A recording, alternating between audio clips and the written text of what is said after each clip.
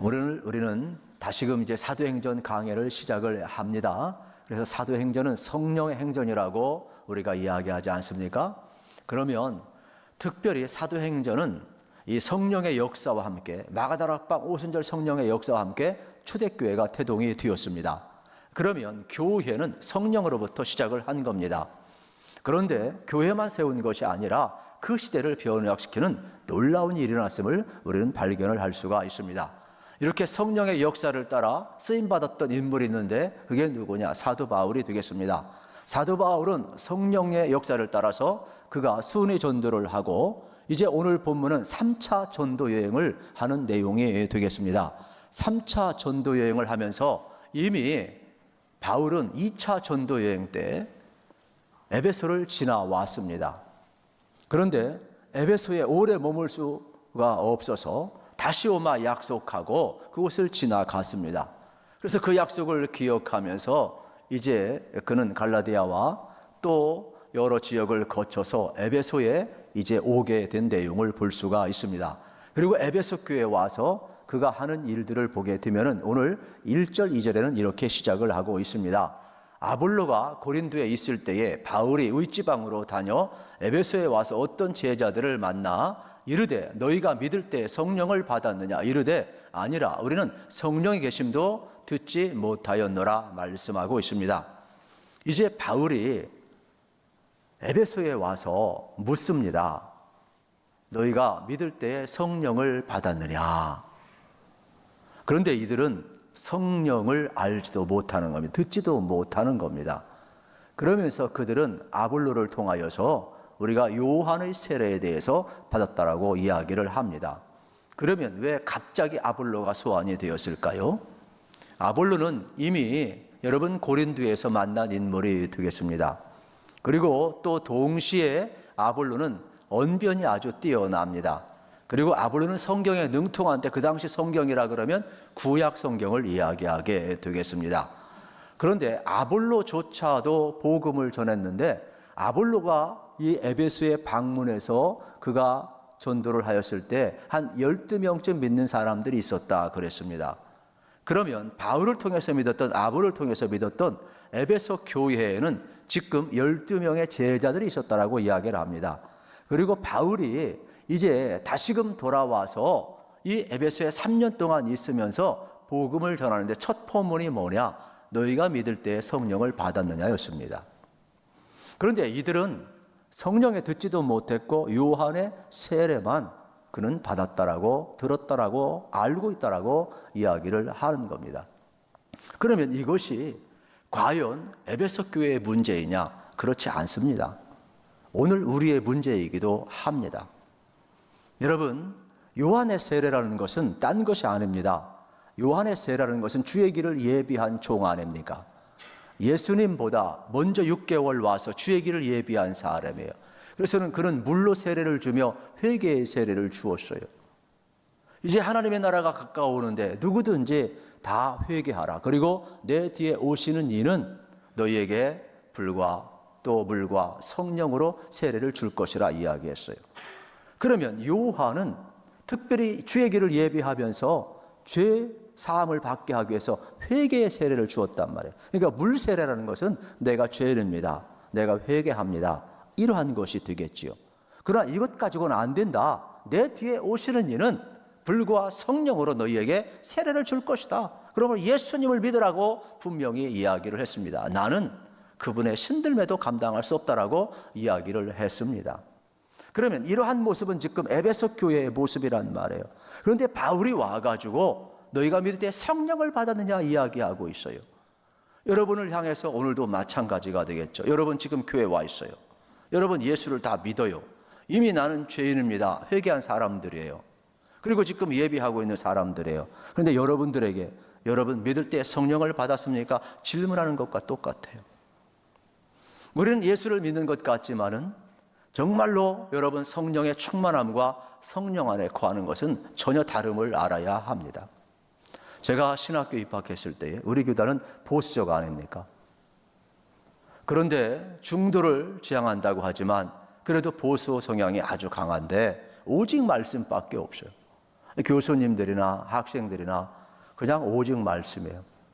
그래서 거기에서 뭐 통성으로 기도한다든지 성령론을 이야기한다든지 귀신론을 이야기한다든지 예언을 한다든지 방언을 이야기하면 이상한 눈으로 봤어요.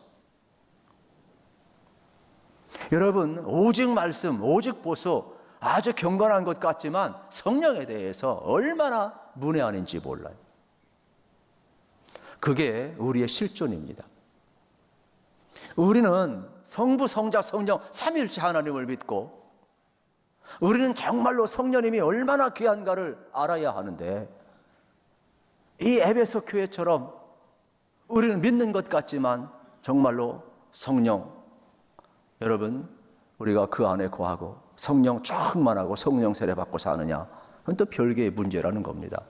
우리가 예수 안 믿는다는 게 아닙니다. 에베소 교회가 성도 아니라는 말이 아니에요. 그래서 지금 바울은 끊임없이 이러한 도전을 지금 주고 있음을 발견할 수가 있습니다. 그러면서 요한의 세례만 받았다는 이들을 향하여서 너희가 믿을 때 성령을 받아야 된다라고 강조를 하고 있는 거죠. 그러면 믿을 때 성령을 받아야 된다는 말은 예수님을 통하여서 예수님과 하나가 되고 예수님의 세례를 통하여서 내가 죄사함 받음을 확신해야 되고 또 내 안에 성령님이 내주하셔야 된다라는 사실이에요. 그러면 제가 좀 외람된 질문을 똑같이 바울처럼 드리겠습니다. 여러분 예수님 믿으시죠? 그러면 여러분 안에 예수님이 거하십니까? 할렐루야. 예수 믿는다는 것과 예수님이 내 안에 거한다는 것이 같아야 됩니다. 그런데 우리는 예수 믿을 수 있습니다. 에베소 교인들처럼. 그러나 내 안에 예수님이 계신 것은 전혀 다른 차원입니다. 그래서 바울은 예수를 믿어도 일회적으로 단타적으로 왔다 갔다 하면 안 된다. 정말로 성령 세례 받았으면 정말로 예수님이 내 안에 거해야 된다라고 이야기를 하는 겁니다. 바울은 열심히 회당에서 복음 전했는데 아무도 안 들어요. 그래서 자기는 나와서 두란노 서원을 이제 빌려요. 그리고 거기서 2년 동안 또 말씀을 가르쳐요. 그랬더니 믿는 사람이 생기기를 시작을 했다. 이러한 내용이 되겠습니다. 그러니까 바울이 성령님을 따라 살아가다 보니까 그 척박한 환경에서 평상시 같으면 그 자리 떠났어요. 왜요? 빨리빨리 또 순위 전도자니까 가야 되니까. 그런데 지금은 3년 동안 에베소에 모든 열정을 쏟고 있어요. 그러면서 이곳에서 믿는 자가 더해지는 감격을 지금 누리고 있음을 발견하게 되는 겁니다. 이때 두 가지 사건이 오늘 기록이 되고 있는데 첫째는 뭐냐? 하나님께서 놀라운 능력을 나타내 주고 있어요. 11절, 12절에 보면 이러한 내용이 나옵니다. 하나님이 바울의 손으로 놀라운 능력을 행하게 하시니 심지어 사람들이 바울의 몸에서 손수건이나 앞치마를 가져다가 병든 사람에게 얹으면 그 병이 떠나고 악기도 나가더라. 여러분 얼마나 놀랍습니까? 에베소 지역은 우상 도시거든요. 에베소 지역은 이 마술의 도시예요. 그래서 하나님께서 바울을 통하여서 신령한 능력을 이제 나타내주기 시작하는데 바울의 손수건을 병자에게 댔어요. 그리고 앞치마를 갖다가 병자에게 놓았어요. 그랬더니 병이 나았어요. 귀신이 쫓겨났어요. 온전케 된 하나님의 능력이 나타나게 된 거예요. 그러니까 이 에베소 지역에 있는 많은 사람들은 하나님의 능력으로 보지 아니하고 마술로 본 거, 매직으로 본 거예요. 그래가지고 이제 제사장의 아들 스게와의 아들 7명들이 어떻게 하느냐 하면 똑같이 바울의 흉내를 내는 거예요. 그래서 귀신 들린 사람 앞에 가가지고 바울처럼 예수의 이름으로 귀신아 떠나갈지어다 그랬어요. 믿지도 않으면서 흉내를 냈어요. 모방을 했어요. 그랬더니 귀신 들린 사람이 뭐라고 그러느냐, 내가 바울도 알고 예수도 알지만은 너 누구냐? 그래가지고 이 스게와의 아들 7명을 그냥 어떻게 귀신이 확 쓰여가지고 목을 졸라버리니까 막 발작을 하고 막 힘드니까 막 옷을 벗어버리고, 미친 사람도 얼마나 많이 벗잖아요. 막 옷을 버리고 막 도망가는 웃지 못할 해프닝이 나오고 있어요. 하나님께서 눈높이를 낮추어서 여기에 병자를 고치게 하고, 여러분 바울의 손수건이 능력 있는 게 아니잖아요. 하나님이 바울을 통해 일하신 거잖아요. 그러니까 에베소 지역에 하나님이 워낙 우상이 세고 마직이 세니까 하나님의 능력을 통하여 이것을 파하고 이곳에 생명의 역사를 불러일으키기 위하여 하나님이 눈높이를 맞추어 역사했단 말이에요. 그런데 이들은 하나님의 능력을 보기보다는 매직으로 보는 거예요. 이렇게. 결국은 귀신도 귀신을 알아보듯이 창피를 당하고 만 거죠. 우리도 마찬가지예요. 여러분, 우리가 표적, 능력, 이적을 행하는 사람들은 대단한 것 같지만은 여러분, 그 이적과 표적은 누가 행하는 거예요? 하나님이 행하는 거예요. 그러니까 저는 여러분들이 하나님을 바라보시고, 여러분 병도 고치고 귀신도 쫓겨내는 하나님을 바라보시고 하나님의 능력을 믿으시기를 축복합니다. 이거를 지금 우리에게 지금 가르쳐 주고 있는 거죠. 흉내만 내면 안 되는 거예요. 그 하나님의 능력은 딴 데 있지 않죠. 우리 안에 늘 성령님이 내주하시고 우리 안에 계신 주님을 여러분들이 붙들고 주님과 동행하는 게 여러분 능력임을 우리가 알아셔야 돼요. 그리고 두 번째 사건이 벌어지는데 그게 뭐냐, 모든 책들을 다 불살라버리는 내용이 나오고 있어요. 그래서 오늘 성경 말씀 특별히 18절 19절에 보게 되면은 이러한 내용이 나와요. 많은 사람들이 많이 와서 자복하여 행한 일을 알리며 또 마술을 행하던 많은 사람이 그 책을 모아가지고 와서 모든 사람 앞에서 불사르니 그 책값을 계산한 즉 은 5만이나 되더라. 에베소 교회 사람들은 예수를 믿었는데 옛생활을 버리지를 못했어요. 그런데 바울을 통하여서 그들의 성령 세례를 받고 나니까 주님이 내 안에 계신 거예요. 주님이 내 안에 계신 거, 주님을 의식하고 주님의 눈으로 보니까 자기들이 우상을 섬기는 거나 마술을 행하는 거나 또 자기가 밥벌이 먹게 하기 위해서 가지고 있던 수많은 책들이 전부 다 주님이 기뻐하지 않는 것을 보게 되는 거예요.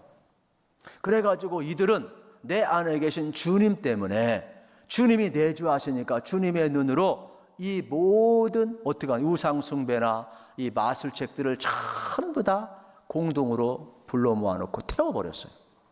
근데 그게 뭐냐, 은 5만이나 되더라 그랬어요.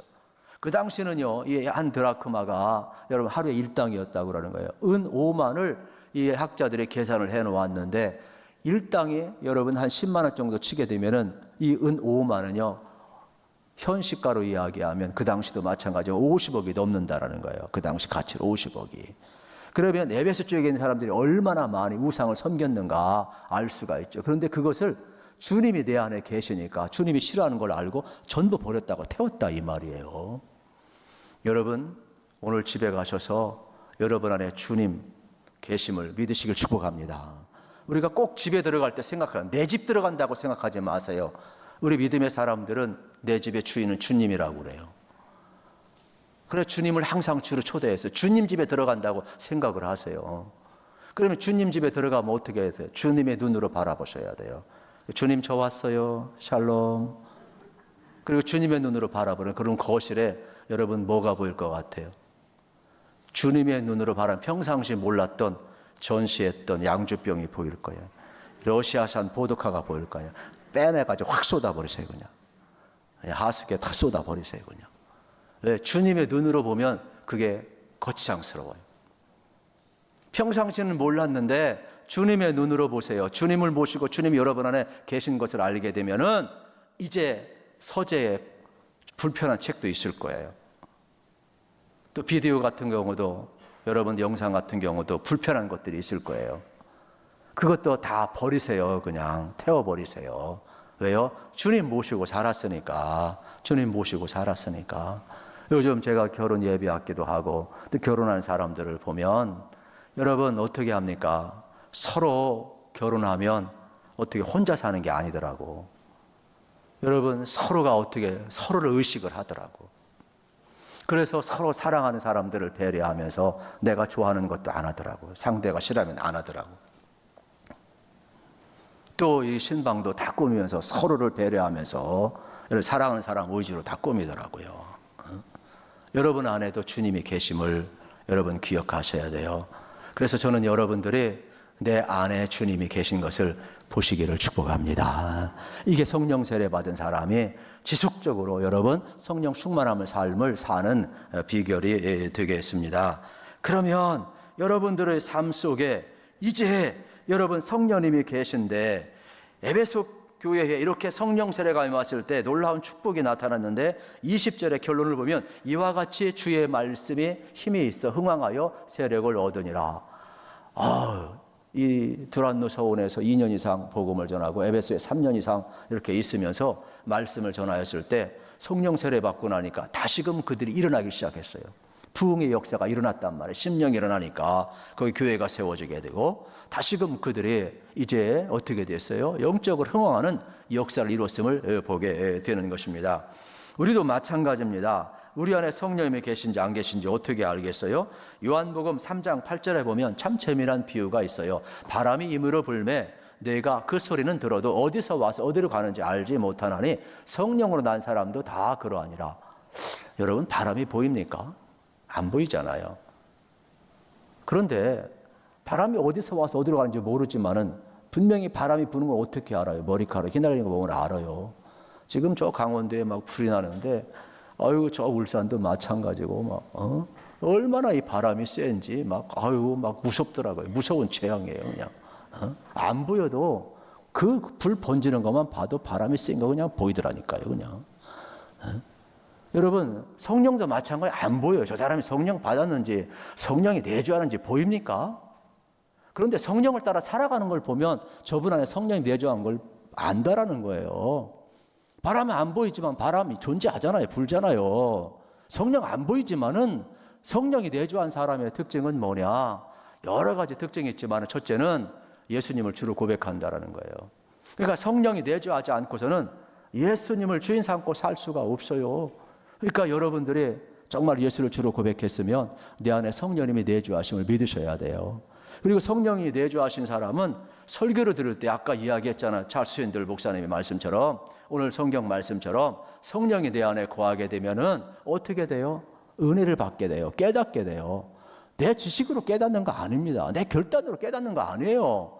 이게 성령의 감동으로 기록된 말씀이기 때문에 기록된 말씀이나 선포된 하나님의 말씀이나 성령이 아니고 깨달을 수가 없다라는 거예요.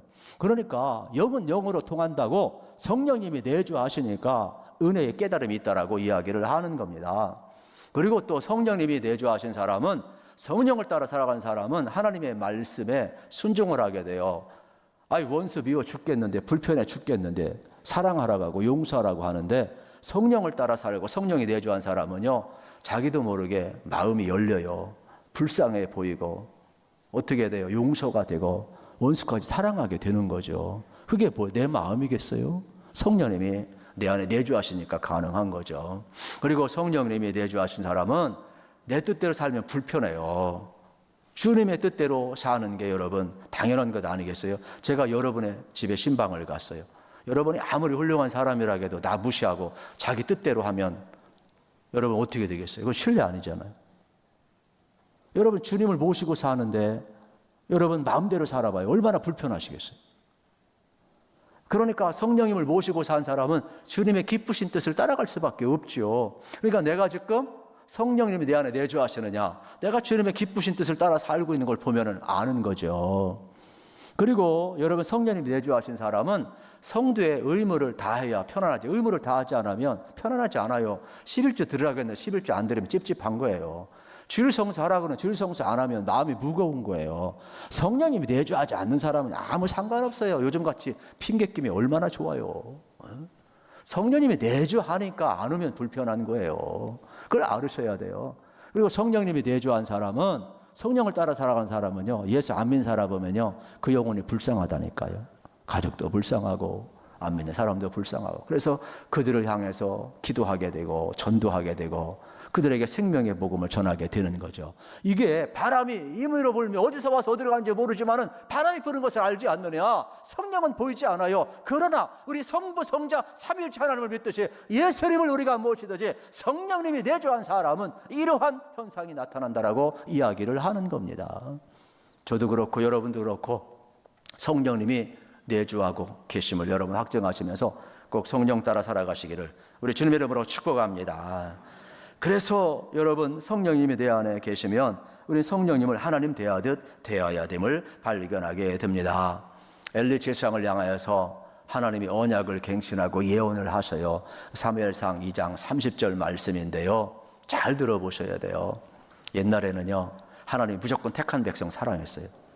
그런 엘리를 향해서 이야기하며 내가 그렇게 하지 않겠다. 다시는 내가 일방적인 언약을 하지 않겠다. 쌍방적인 언약으로 나를 존중히 여기면 내가 존중히 여기고 나를 멸시하면 나도 멸시하리라. 그러므로 이스라엘의 하나님 나 여호와가 말하노라 내가 전에 내 집과 내 조상의 집이 내 앞에 영원히 행하리라 하였으니 이제 나 여호와가 말하는 결단코 그렇게 하지 아니하리라. 나를 존중히 여기는 자를 내가 존중히 여기고 나를 멸시하는 자를 내가 경멸하리라. 언약을 갱신했어요. 여러분 안에 성령님이 계십니다. 그래서 우리는 하나님의 은혜로 예수님을 영접했고 성령님을 환영했고 성령님을 의지했어요. 성령님 우리 안에 내주하고 계셔요. 그러면 성령님을 어떻게 돼요? 하나님 대하듯 해야 돼요. 성령님을 존중히 여겨야 돼요. 그래서 여러분이 성령님이 내주하심을 따라 내 마음대로 살아가지 마시고 여러분 성령을 따라 살아가시기를 우리 주님의 이름으로 축복합니다. 이것이 성령 받은 사람이 누리는 복이에요. 그리고 성령 충만한 삶을 살아가는 삶이 뭐냐? 내 안에 늘 주님이 계셔서 여러분 주님을 따라서 여러분이 살아가시면 되겠습니다. 이제 잠시 영상을 보게 될 터인데 우리들의 십자가 제3회를 시작을 하면서 여러분 여기에 참여하기를 간절히 바라면서 우리 영상을 만들었습니다. 우리 잠깐만 보도록 하겠습니다.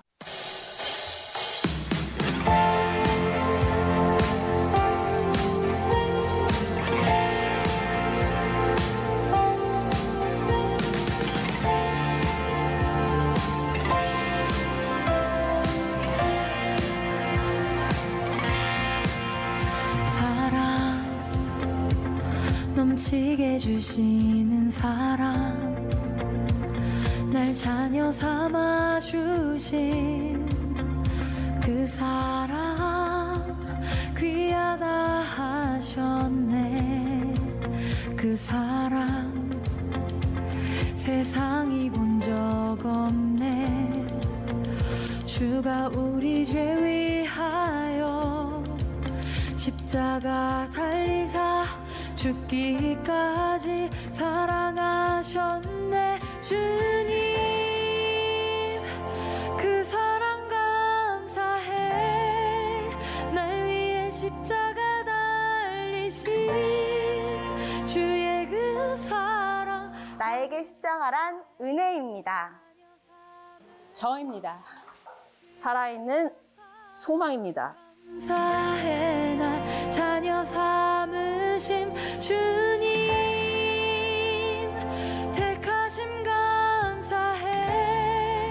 날 자녀 삼으신 주님 오 예수님 찬양하리 영원토록. 주님 그 사랑